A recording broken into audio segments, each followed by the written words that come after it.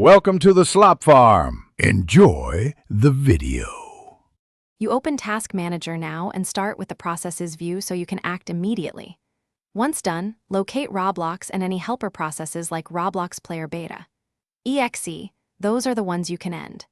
Make sure you have administrator rights to stop extra services. This lets you free CPU and GPU for the game. While you watch, note CPU, memory, and disk columns so you know which resource spikes coincide with stutter or crashes. Once Roblox is identified, move to details to change priority to high so the system favors game threads.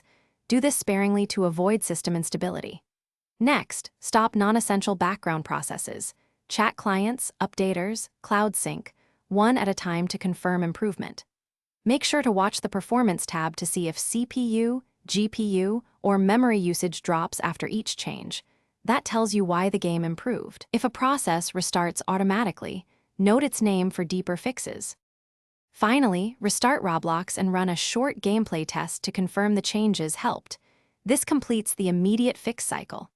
If problems remain, perform a clean boot to eliminate startup conflicts or reinstall Roblox to replace corrupted files. Both restore a known baseline. Make sure to scan for malware if unexpected processes reappear. Quick troubleshooting tip: open Resource Monitor to trace file handles and network usage for the offending process. That often reveals the Thanks for watching.